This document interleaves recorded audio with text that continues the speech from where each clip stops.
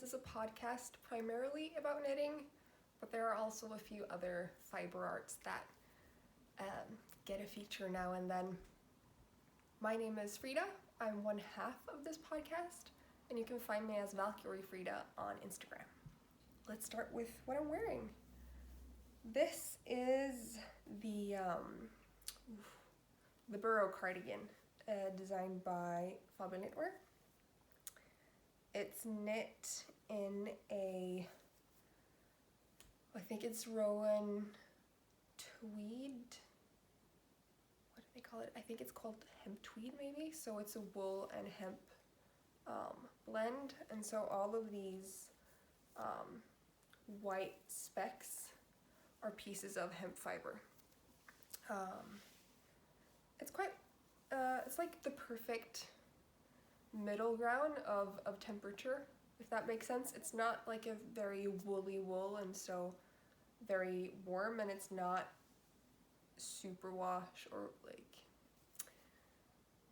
it doesn't have that high content of plant fiber, so it's still fairly warm. So for now it's pretty perfect for indoor usage.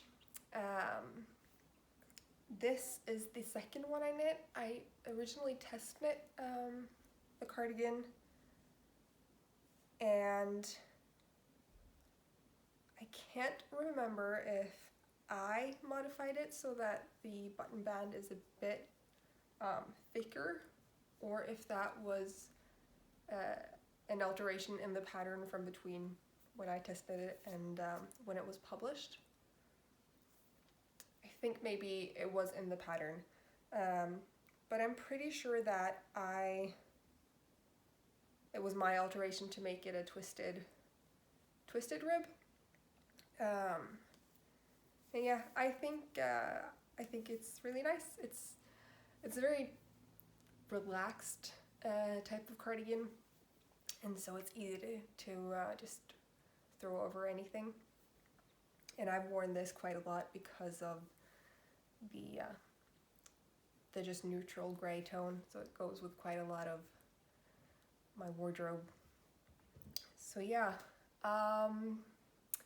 last time I primarily went through my pile of things that needs to be mended or finished or ripped back, and I had quite a bit. I actually did manage to get through some of that.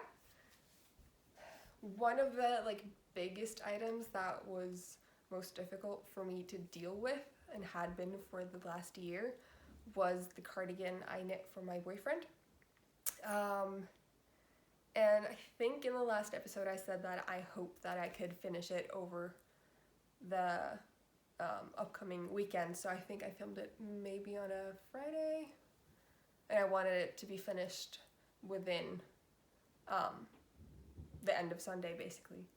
And I actually did that, and I'm so happy and so proud that I actually just finished it, because now I don't have to think about it anymore. Now I actually get slightly proud when I see it, rather than have this dread come over me. It's still not something I'm very proud of, because it's very big on him. Just the size was way off. So it's a very, very cozy cardigan. It's something like this, but more so cozy, and something you wear at home. I can't wear this out when it's a bit warmer. But yeah, I'm just happy that I managed to finish it. I have it here to show you. So yeah, what I did, the changes I did, was that it was really weird and baggy in the upper sleeve and over the shoulder. So what I had done was I had opened up,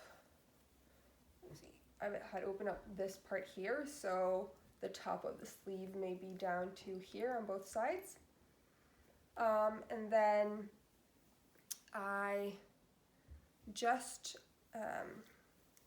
instead of re-sewing it and then cutting and trying to like secure the steek, I didn't want to make it so bulky, and also because it's such a loose fitting cardigan, I wanted it to have a bit of structure just over the shoulder here so it wouldn't droop quite as much. So what I did was, let me see here, so this right here, this slight line is where the new seam is, and all of this here, the stockinette that you can see the wrong side of, is the top of the sleeve that I have put underneath, so it just goes sort of over the shoulder seam, and it works almost like a shoulder pad. I wouldn't say quite a shoulder pad as much as padding, like you know, in tailoring, it's not a like pad that you stitch in and that gives it like the 80s oomph. It's more so the batting that you sew into the seam just to sort of plump it up in a way. And I think that was the best solution for this. It also meant that I didn't have to struggle with the steek, and I didn't have to end up with some bulky seam that would be uncomfortable. And then the other thing was that the buttons here, I had opted to not knit the buttonholes because I didn't really know where to place them, and I didn't know which buttons I was going to use as I was knitting it, and so I didn't know the size. I have tried to sew the buttonholes. You can see that there are a few buttons here that aren't actually buttoned completely, and that's because the holes ended up being a bit too small there. I still haven't tried to block it out. I think that might work because it's just a little bit too tight, so I think if I get it wet and sort of stretch it out, it's going to be fine. This is the last time I will ever sew buttonholes in knitting, at least knitting that's this loose. The first ones were horrible. Let me see if I can show you here. It's just so messy and awful. But I think it's gonna keep. I don't think it's gonna unravel. And because it's such a woolly wool, this is knit out of pelt wool. It has already started to sort of felt a bit. And so I think it's secure enough, but it's not very beautiful. I did get better. So I think with the first ones, I reinforced one of the sides, but I forgot to reinforce the lower part or something like that, and so the stitches didn't have anything to sort of grab onto in a way that the knitting would stay upright the way it was supposed to. But for the other ones, I made quite a hefty border, so I went around it twice in like a rectangular shape, and then I knit or sewed with the buttonhole stitch over that. So yeah, it's not my best work by far, but it's done, and it's warm and cozy, and that's what is most important. I also finished the fox onesie that I originally finished in 2016, I think. I think maybe it was like February in 2016. But I hadn't woven in any ends, and I had even like let all of the ends hang out on the outside as well as the inside. I hadn't pushed them to the inside, and so it was very raggedy. But I did also fasten all of those more or less. I think maybe that was the same weekend as well, or the one after. Not quite sure. But that is done, and so I've made quite a good dent in that pile I had. And then I had a few projects that I wanted to rip back, and I know that if you saw the last episode, at the end I had a bit of footage of some of those projects being ripped back. But I have all of that yarn here. So I have the skirt, which ended up being one huge skein. I should probably have divided these into like actually 100 gram skeins, but it's okay. This is also washed and everything, and the kinks basically just melted out of the fabric without, or the yarn without any problem. So I'm very happy with that. I also ripped back the teeny tiny cardigan, the Minerva cardigan. I don't know what I'm going to use this yarn for. I still really like the color, and I think it's a great color for spring, and so it would be good to maybe knit something, I don't know, this month or the next, but I'm not sure what to knit out of it. So if you have any ideas, do let me know in the comments. It's a fingering weight wool, and I have a full sweater quantity, I think, around 400 grams, maybe. And the last one I ripped back, if I can find it, here we go, was the 40s jumper, lace jumper. And I have so much left of this, and I think even if I finish the onesie, but actually baby sized, I'm gonna have so much left. So I need to figure out something to knit with that yarn. I don't think it's gonna be for me because I don't like the superwash. I don't like that you have to wash it after every wear. If you don't know, wool naturally cleanses itself so long as it's not been treated so harshly that its own attributes are hindered, and so you can wear it again and again and just air it out, and it won't start smelling, and basically it's wonderful. But with superwash, because of the coating, it sort of acts, at least in my experience, like workout clothes. So you know, the super synthetic workout clothes that just, it starts to smell really quickly, and it can also sort of accumulate. So even if you wash it right away and pay really close attention and use, I've used 95% alcohol, I've used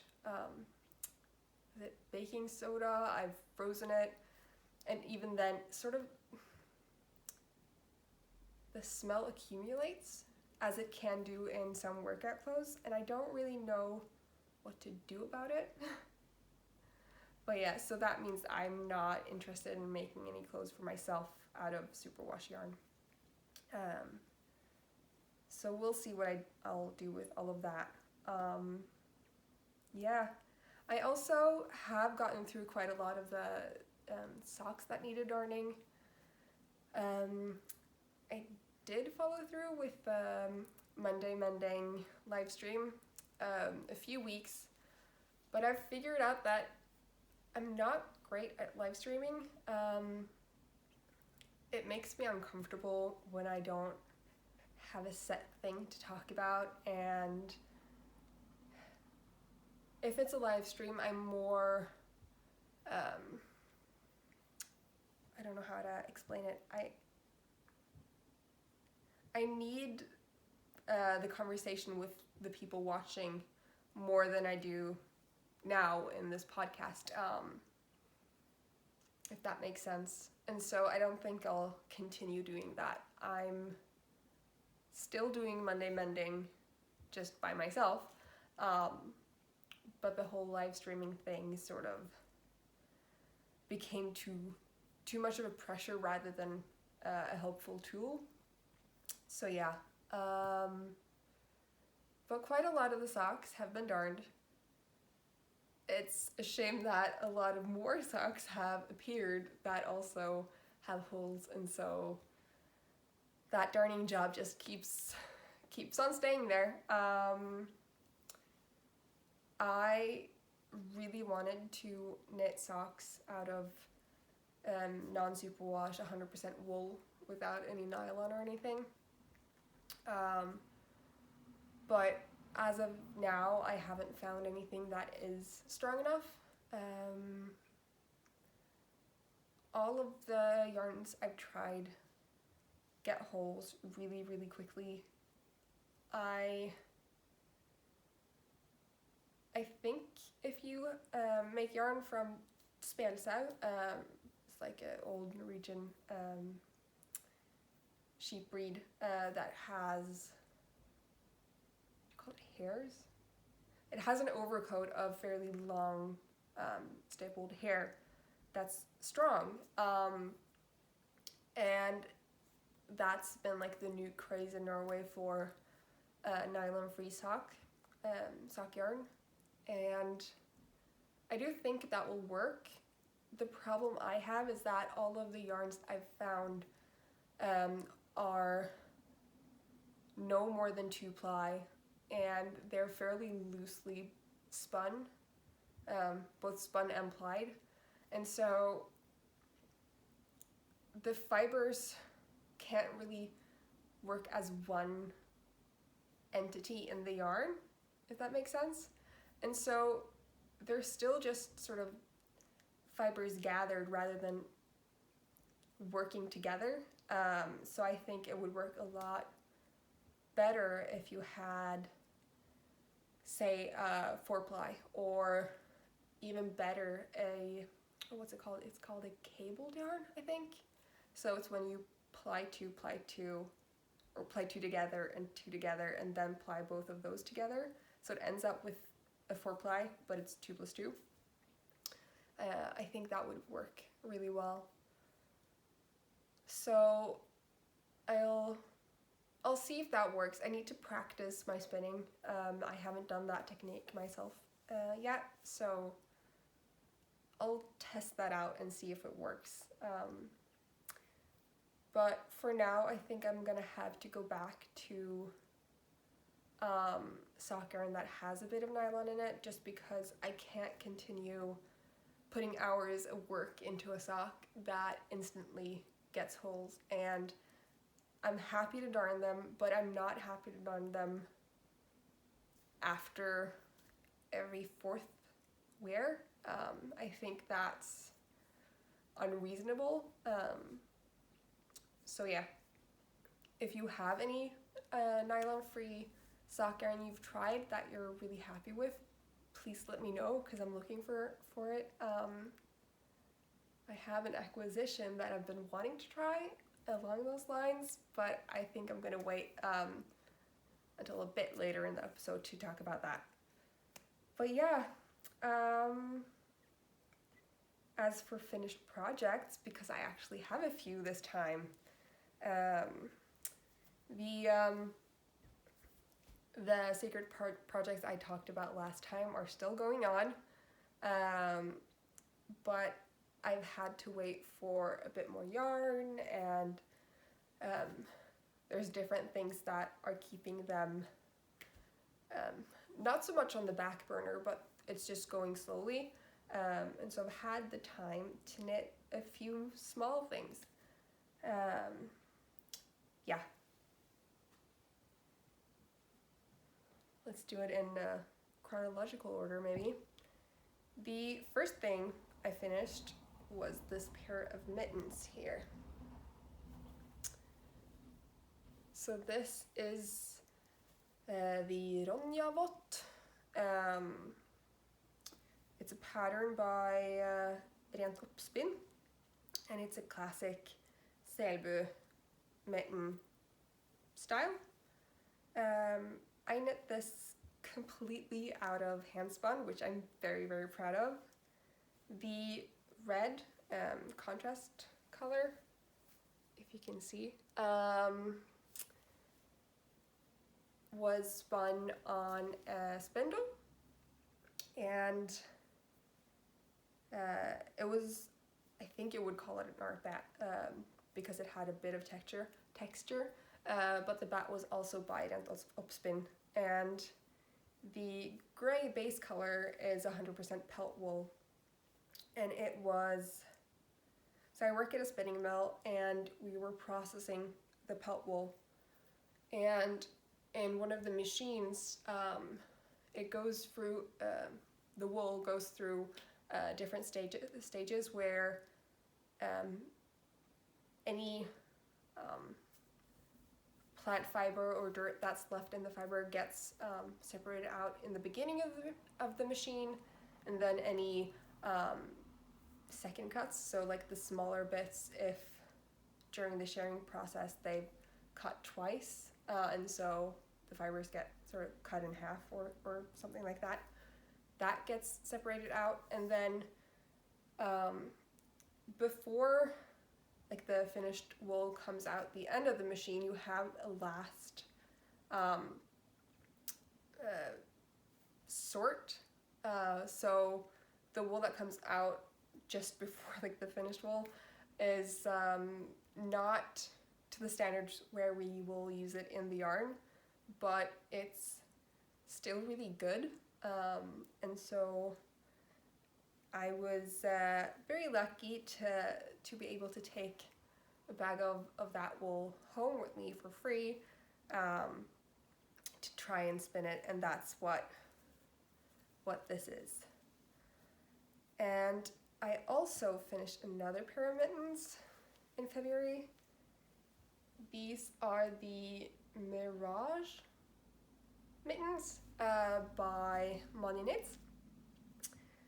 And yeah, both of these were in knit along, I think it was like Vottesamstrikk 2021, so mitten knit along 2021, where Mittens, Rent Oppspinn, and Verbit collaborated, and you could knit any of their mitten patterns within February, I think. So both of these were entries for me. And these are also partly knit and hand spun. The contrast color is actually the second yarn I ever spun. The first was at the course where I actually learnt to spin on a spindle. And it's just a mess of all different types of fiber, and you can tell that like the beginning is worse than the end, but there's also like difficult parts in the middle because I was testing out all different types of lumps of fiber and locks and everything. So this is like the first proper yarn I spun, and I was really unsure about what I could use it for because it's fairly thick, and I'm more of a I knit more fingering weight on smaller needles. But when Marta Nilsen came out with this pattern and it used fairly thick wool, I wanted to try it, and I'm so happy that I had enough to finish both mittens. The white is Pickles Tweedy, don't remember the name of the color, but I think it's just the lightest color, like the white. I don't know, maybe it's called something like milk? I don't know.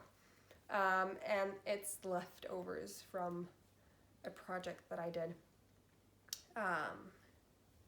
So yeah, both of these were finished within February, which is exciting.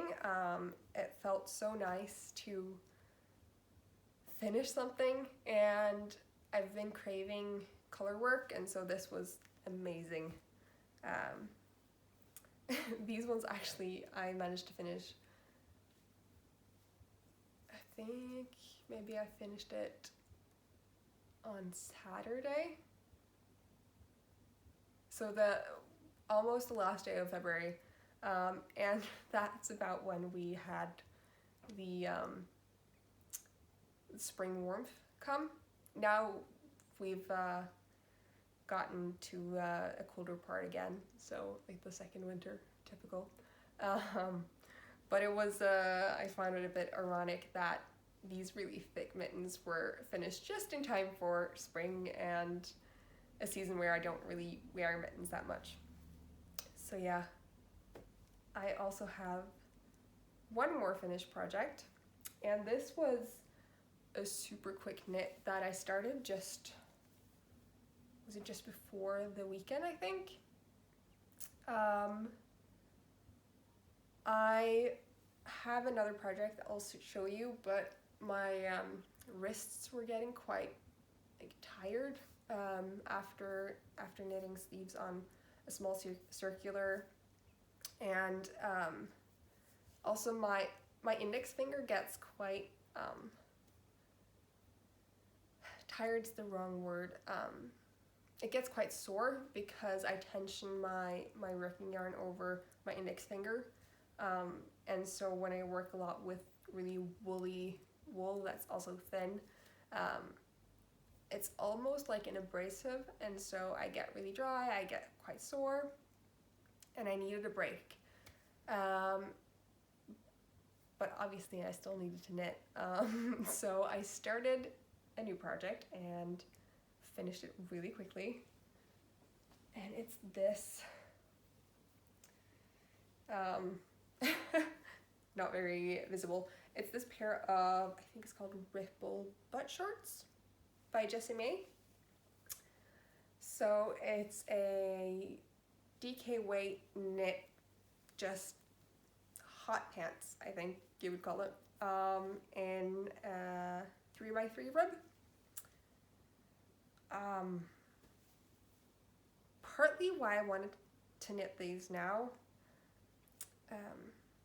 they've been on my radar for a little while, but I sort of remembered them because I'm participating in, I think it's called a cal. It's like a mystery knit along thing around spring equinox, and it's hosted by Heather and Hops, Kat, and I think there's gonna be some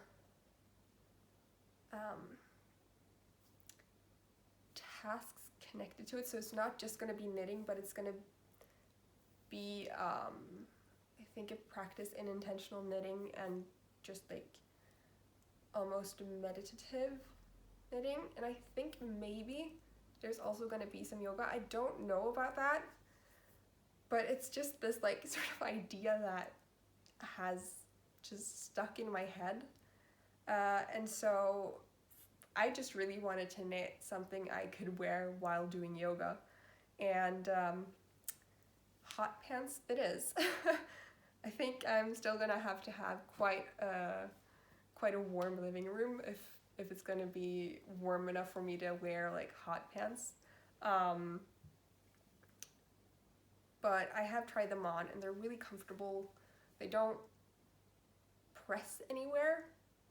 You know how a lot of like modern workout clothes, be it tights or shorts or whatever, they can sort of like, press in places and sort of ride up in weird ways. That's not really comfortable. And so from what I can tell by the little I've actually worn, these are way more comfortable. And so if I do like them, I think I'm gonna knit quite a few more. It's knit out of Fabel knitwear yarns. I think it's Willow DK. So she calls it Ulykkesfugl, which is a very Norwegian term. I think you would just call it a one of a kind if you were an English speaking dyer. But Ulykkesfugl directly translated is accidental, or like a bird prone to accidents. And so the idea being that she tried something out and it didn't quite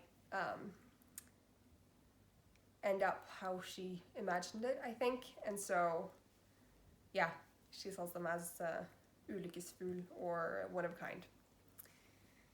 And I had 2 skeins of this, or at least very, very similar skeins, that I bought in 2019. And for the last few weeks, I've been like looking through my stash and watching them. And I really love the color, and especially now that we're getting into spring, this has been very much like an inspiration for me. Like, I get really inspired by looking at it. But I didn't have any patterns that use DK, and especially not just 100 grams or 200 grams. And so I was really unsure about what I could make. So I figured I would test this out. The skeins are fairly similar, but one had a bit more yellow in it than the other. And so I would prefer if it was a 1 skein project.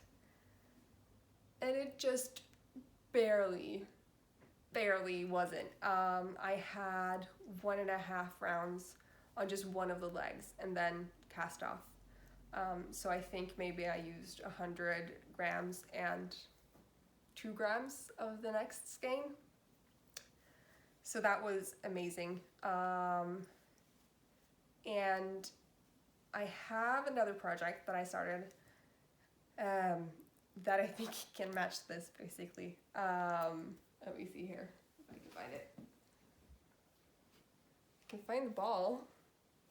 I don't know if you can tell that it is slightly more yellow, but it's close enough to make a cool set, I think. But I'm also very happy that I could finish the shorts mostly with the 1 skein, so that I didn't have to stripe it in and everything. Let me see. Does it look more yellow? I think maybe it does. Yeah, it's a bit more yellow and a bit more like a pistachio green, I think. But yeah, this is the My Little Secret crop, also by Jessamy. And I'm pretty sure that I'm gonna finish this and still have a bit left on the skein, just because if I can make butt shorts for my huge butt out of 1 skein, I think it's gonna be fine to make a crop top for my not as big boobs. So hopefully this will be finished soon, and then I can have a knitted chill set that I can do yoga in, if that happens to be part of this intentional knitting spring equinox knit along that Kat from Heather and Hops is hosting. So yeah, I have primarily one more project that I'm working on, but I have another one that's a bit like a silly one. I can just do that one first quickly. don't worry. I'm gonna insert some footage. At least I'm gonna try to get some footage of this, so that you don't have to stress about trying to see it. This, let me see if it's possible to show you. This is, well, it started as a swatch, just because I wanted to test how Lille Oslo, the small yarn, it's a single ply yarn by Oslo mikrospinneri, how that would knit up on 0.7 millimeter needles. But I've had an idea for like an Easter project, and I think this is going to be incorporated into it. And so I find it very tiring, both in my hands and my eyes, to knit with such small needles and yarn. So I'm knitting like a few rows, maybe like a couple of rows every day, and then I'll see if I can incorporate it into this Easter project I have in mind. So yeah, I'm working on this actually now more intentionally, and I think I'm gonna try and incorporate a bit of, I think color work is the wrong word, because I figured I could do a different color stripe, but then also do slip stitches so that the different colors can, well, it can look like it's in the same row basically, and play a bit more. So I guess technically this is a current work in progress, but it's also just like a silly little thing, so I don't know if it counts. I'm very excited to see if it works and if I can incorporate it in this project that I think I'll just be showing it around Easter. Maybe I'll show a few like sneak peeks before, but I don't know. But yeah, the actual work in progress that I have going is, you see here, is this jumper, currently just in pieces. It's a self-constructed jumper inspired by, there are several Victorian eras. I think a lot of the blouses I've seen are from 1885 maybe. If you're more familiar with the eras, please correct me if they don't have these types of design in their blouses. But basically I was inspired by some Victorian blouses I found, and also from some modern knitwear. I know I found a few like pictures from the 80s that had like a loose fitting top with like a ruffle along a v-neck, which is basically what I really wanted. But as my, I don't know, idea process went along, I figured I really wanted poet sleeves, like a ruffled cuff, and ruffles along a v-neck, but I also wanted it to be like a lace knit. And so it's sort of the design is also a work in progress, and it's not something I'm working on as a design per se. It's just something I really want in my wardrobe. Maybe I'll can like work on it, an actual design, if I'm happy with it, but we'll see. So yeah, I have these lacy cuffs. These, I'll put the name of the designer, I think I'm gonna do it on the screen, but also in the description box. There's this lady who codes words and then uses the neural codes to design lace work. And so this is her lace for the word journey. And I have tried to follow her instructions for how to do it, but I'm not very familiar with lace work yet.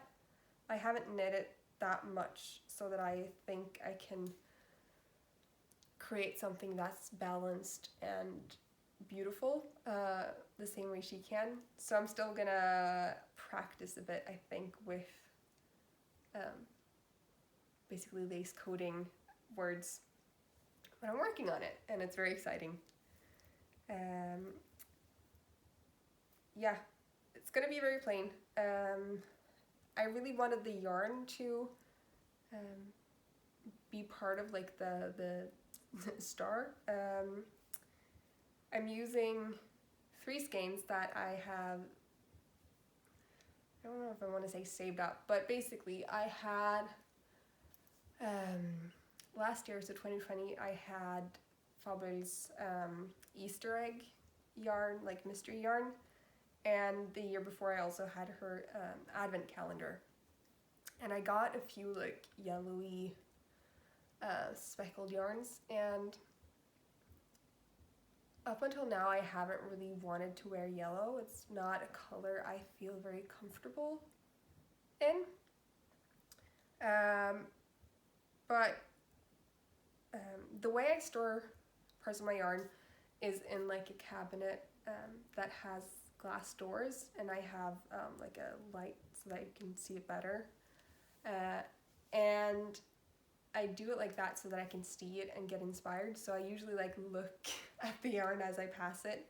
And I got the idea to combine one of the yarns from the advent calendar with the 2 from last year's Easter thing.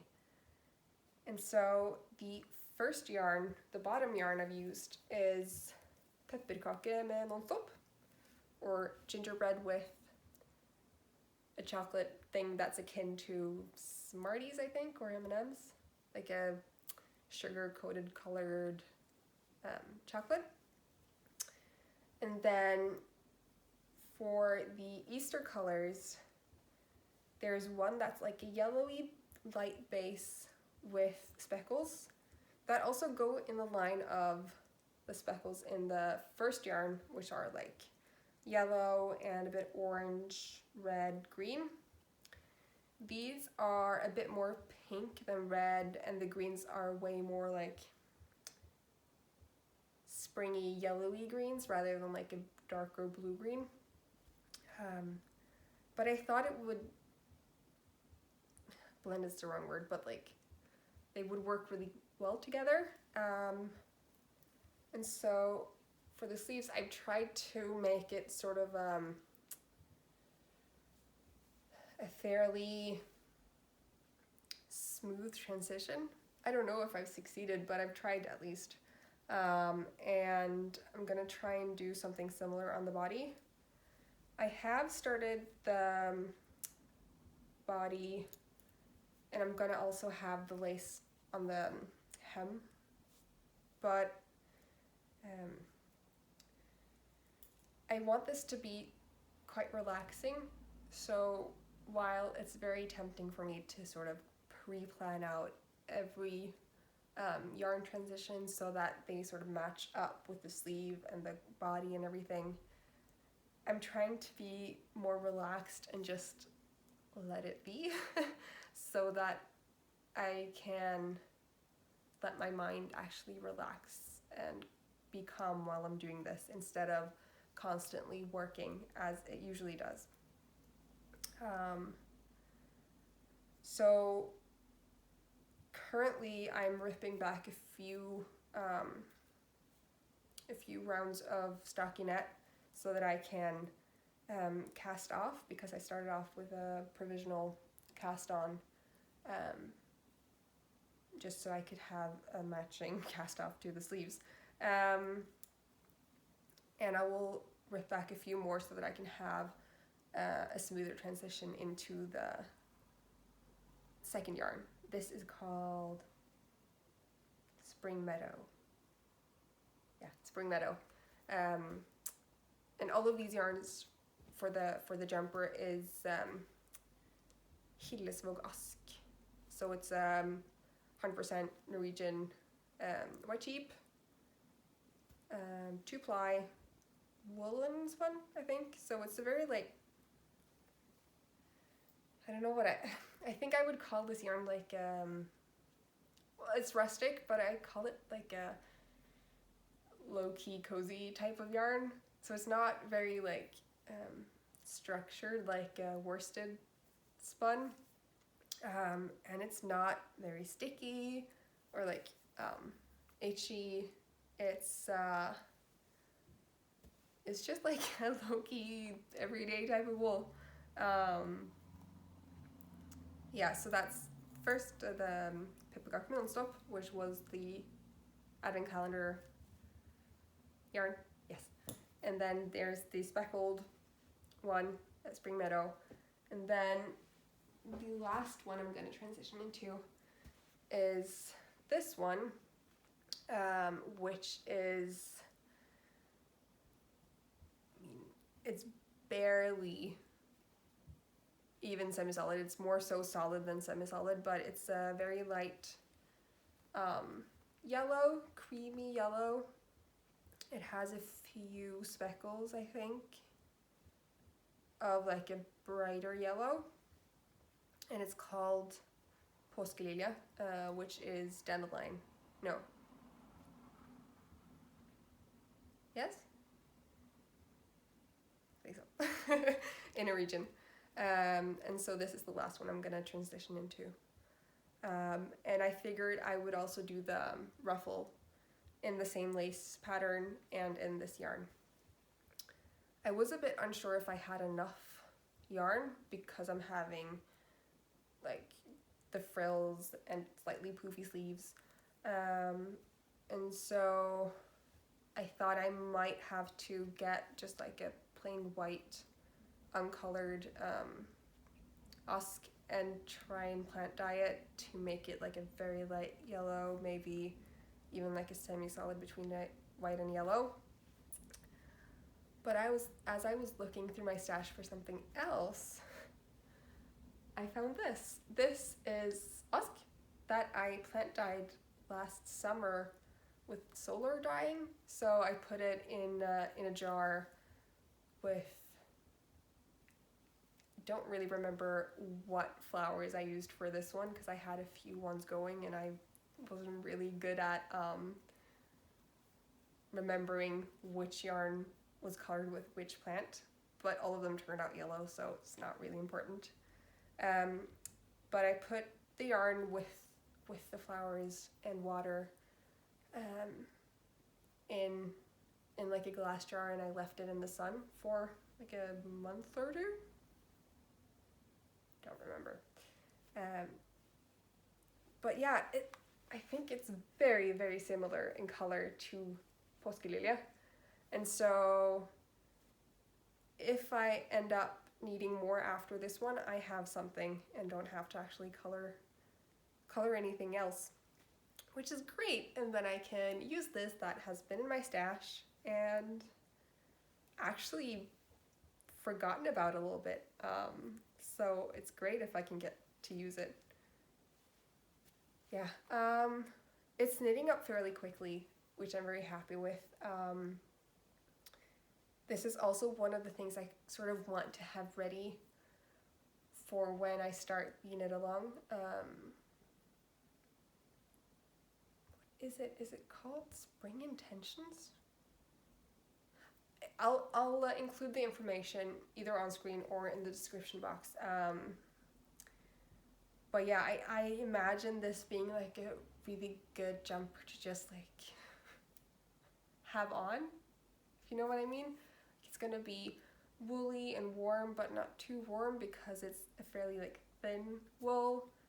It's loose and just like, I imagine it being a calming garment to wear, if that makes sense. I don't know if it will be, but I imagine it like that. So I would really love it to be finished by the time I start the cowl, but I don't want to stress myself. So if it's finished, it is. If it's not, that's fine. But it might be because it's knitting up fairly quickly and it's a very enjoyable knit. So yeah. I didn't think I had that much to talk about, but apparently I had a lot, and it takes time. Oh, and then the little one. And also, I feel like I'm talking 100 miles an hour, and I forget to take breaks, and if let me know if it feels very like rushed and stressful, because what I actually want this to be is more calming. What I've been really enjoying watching lately is Heather and Hops. She's so kind, and her podcasts are beautifully filmed, and her podcast episodes are just so calm, and so I've been having quite a difficult time lately. I won't go too much into it, but I've struggled with anxiety and depression for most of my life. Last few years it's been more so anxiety, but the last few weeks, maybe months, can't quite remember, I have had a relapse in my depression, and it's quite tough.